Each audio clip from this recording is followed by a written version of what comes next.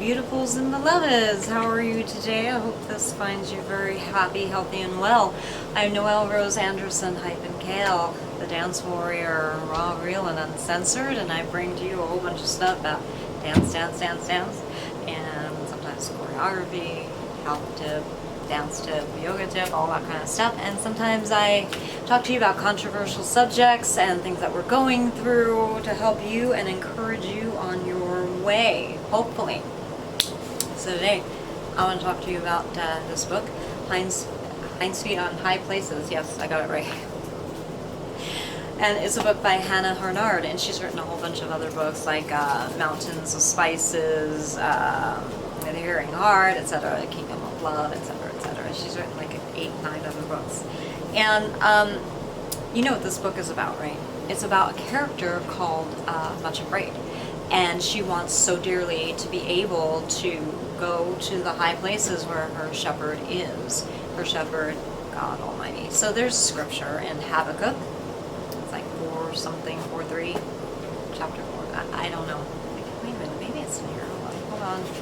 And she wants so much to be like the deer, like the hart, to be able to go on high places. You know, and whether you are, sorry guys, whether you are, oh, it's Habakkuk 3:19. I said 4:3, off a little bit, but that was actually pretty close. Pretty darn close. The scripture is, the Lord God is my strength, and he will make my feet like hinds' feet, and he will make me to walk upon mine high places. Habakkuk 3:19. I can read it because it's really large lettering. This has got pretty large print in it, thank God. Anyway, so she wants so dearly to be able to go up to the high places where her shepherd is. Now, look, if you're an entertainer, whether you're like have a faith or you don't have a faith, it's fine. It doesn't matter. This can encourage you. Or you're like us, you know, Messianic Christian, Messianic Jew, it doesn't matter. It's the same thing. Catholic, Protestant, it doesn't matter. This will encourage you to know that, not that you want to copy other people. You know, I am so against that. I don't like it. I think it is a rotten cop-out. And a lot of the things are, you know, under copyright, trademark, and you know, you can get sued for things. It depends on use. Give credit, give credit, give credit.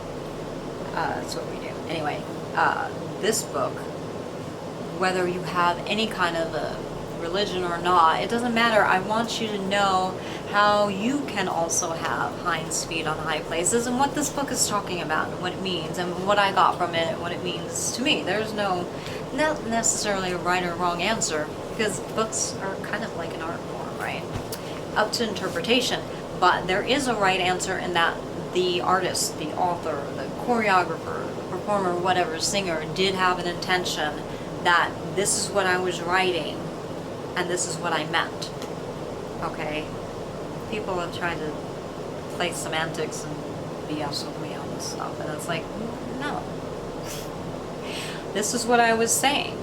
If you didn't get that, maybe I did something wrong and I didn't fulfill my communication properly. But it doesn't mean that you're necessarily wrong. Anyway, onward. So she wanted to be like the deer, or the hart, or the goat, or antelope. Anybody that can very easily, skillfully, just kind of bounce and go wherever they need to go, and to leap and not have their feet be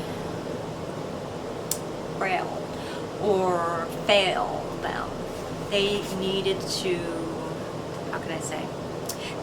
Let me say it this way.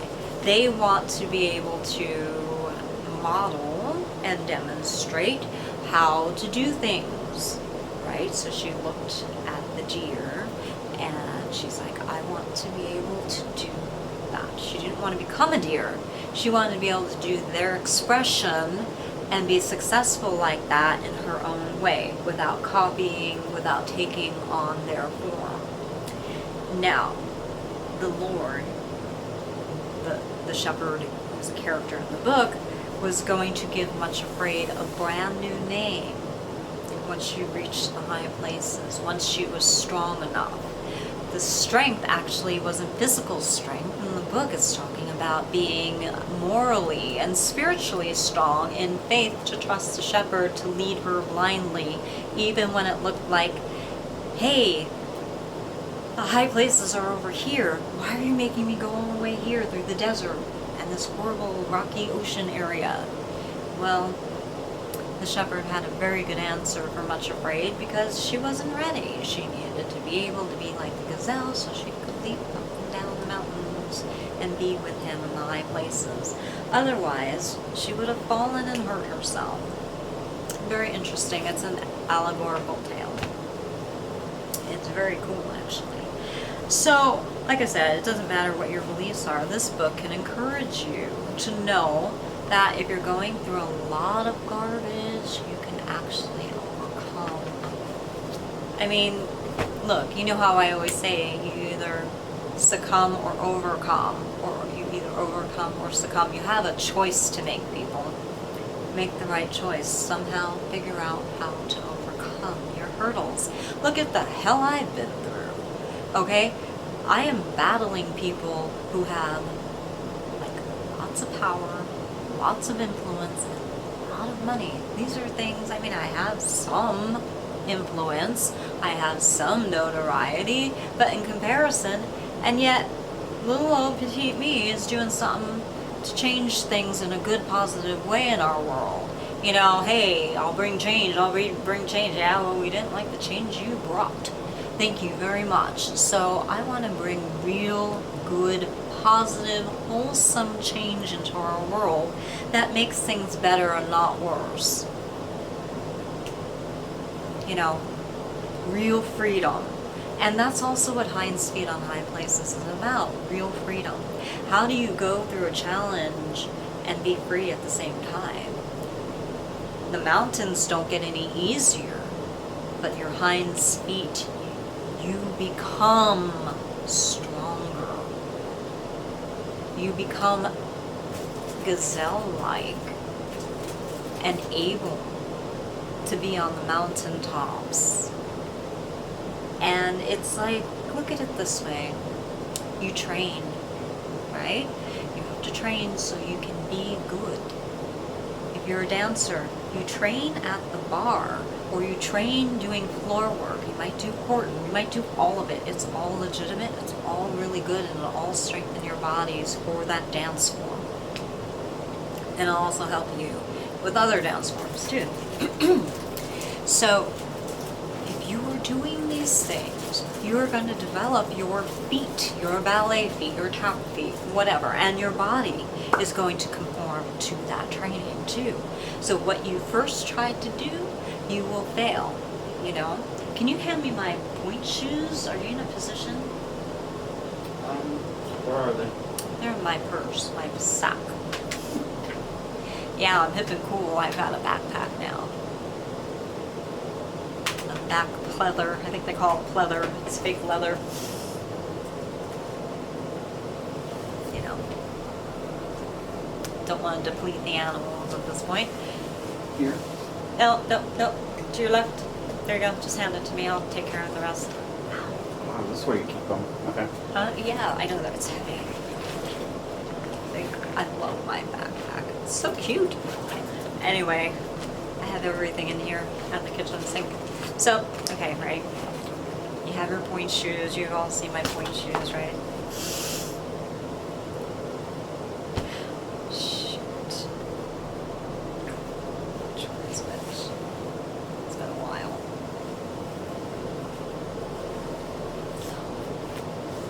Oh, what the hell? No, wait, that's the right foot. It doesn't feel right. Oh my god, it's been a while. It's just been a few months, right? No, it's actually been years. I got up on my box, right, this past Christmas time. You saw that video, right? It's been a long time, and I'm like, how the hell am I going to do this ever again? Feet change. Don't be afraid to get bigger size shoes, people. Okay, so just as an analogy, right? Hinds feet on high places. So you train and you train and you train.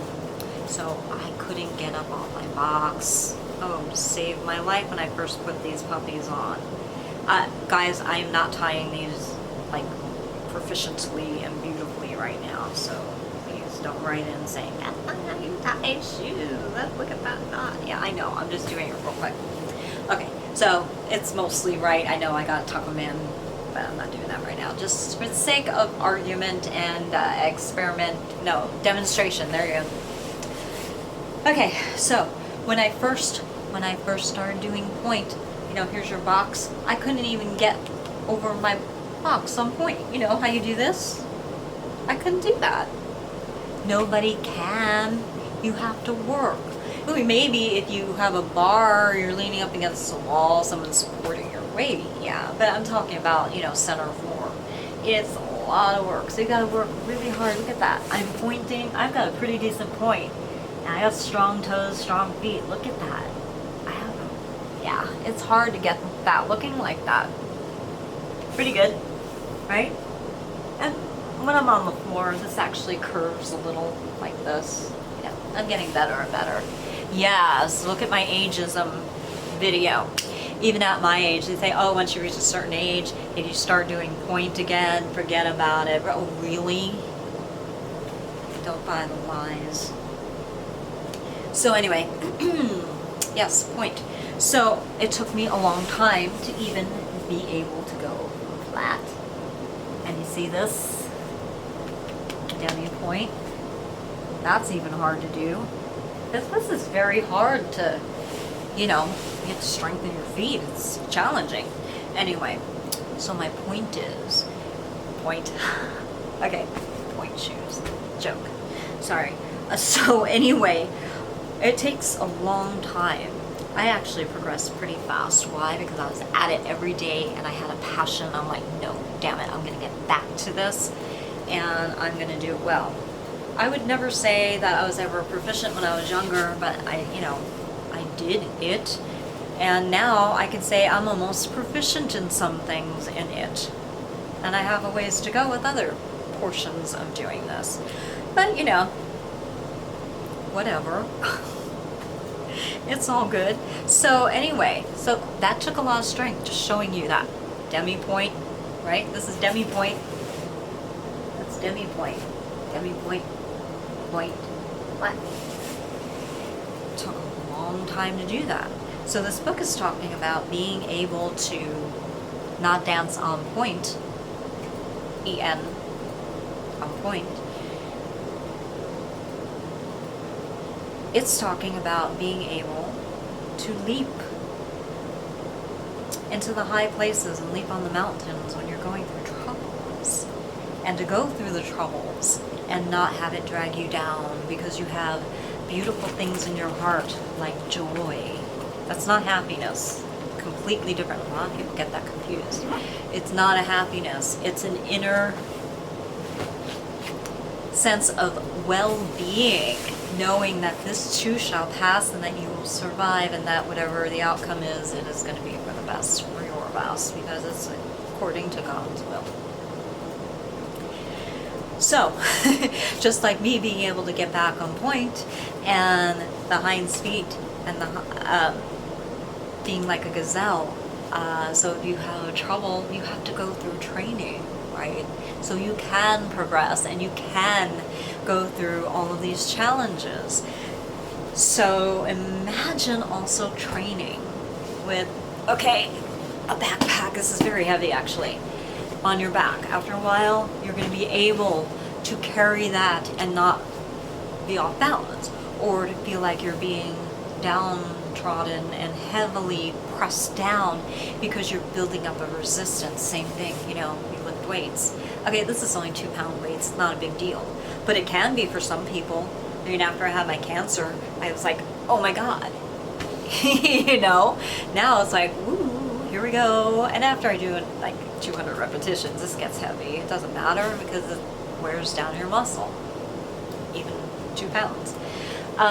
You build up a resistance so you can, hey, I'm gonna climb through this problem. Look at this. Because I trained I went through weight training. So that's exactly what the Lord is talking about when he's using the shepherd's voice in this book, what the author is also talking about. Using that as an analogy, the shepherd for the Lord. Much afraid, that's all of us. Until we get a new name. And I'm not going to tell you what her new name is at the end of the book, but just in case you want to read it, I mean, why spoil the ending, right? But it's a beautiful name. It's a beautiful name. And she was able to go to the high places with her shepherd and go through troubles, and it didn't seem like anything. So she had family members. Her family members were called Bitterness, I think. Oh God, what are all the names? Craven, Fear. Real assholes, gloomy, just anything negative that you can think about. And of course, you know, I have those people around me too. We all do, and I can even be some of these people sometimes because I'm not perfect. You know, so what? Find out what you don't do well and change it. Okay? That's what I did.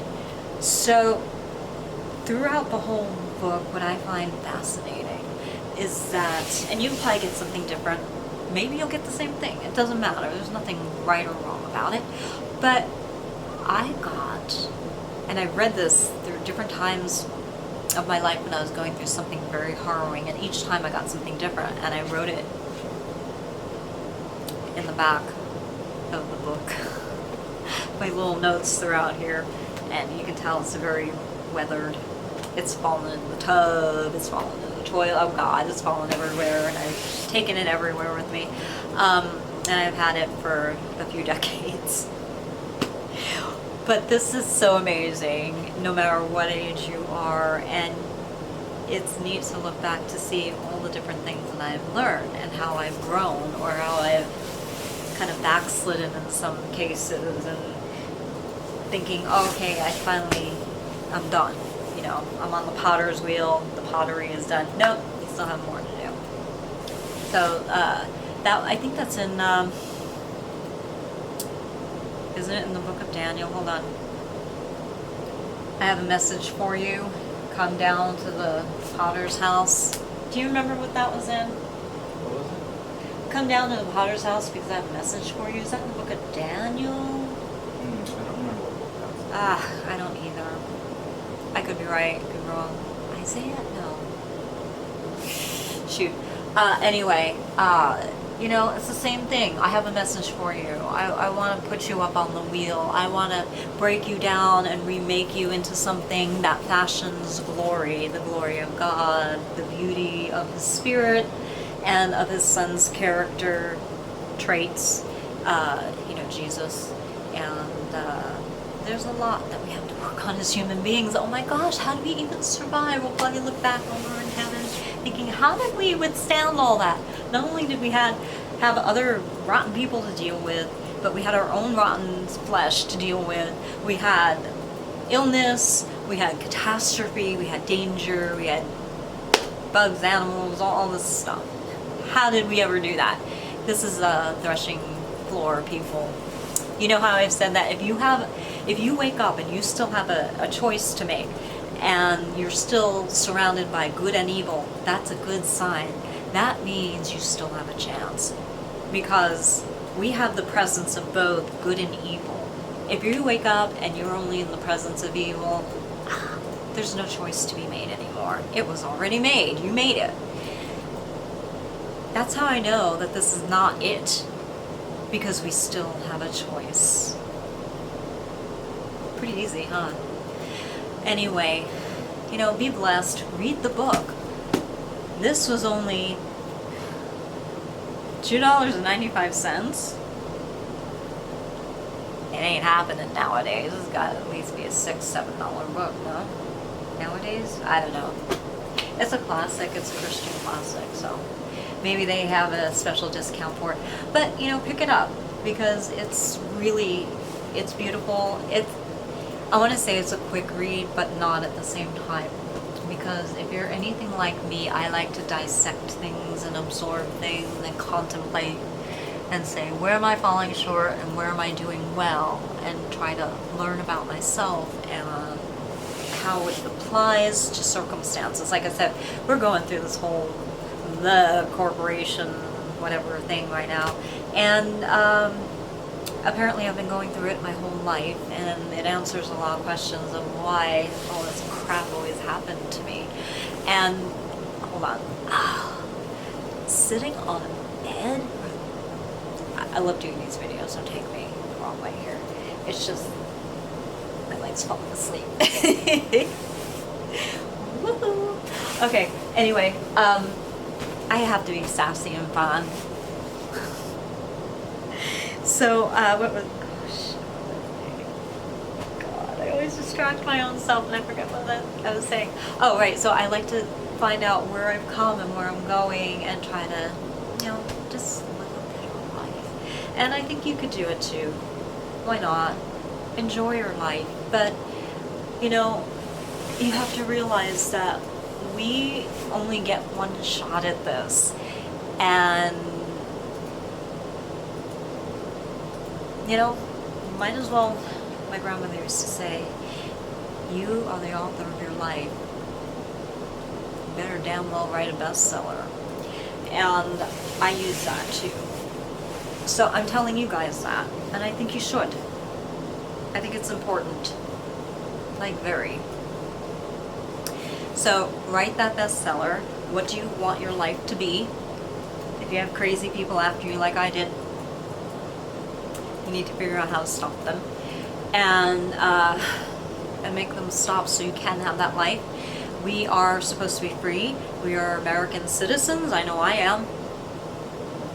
I don't know if you're from this country or not. If you are, you know what I'm saying. If you're from another country, hopefully, excuse me, you have the same freedoms that we do. That's what I hope for everybody in the world. God gave us those freedoms. So, before anybody takes them away from me even further, I'm fighting everything that I found out very hard.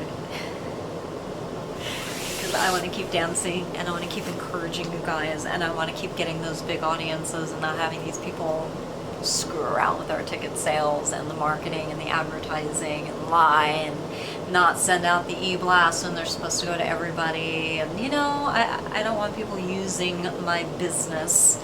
And it's also my husband's business too. And, you know, all this gave me my hinds feet to be on high places. So I did fairly well. I'm very proud of myself, actually.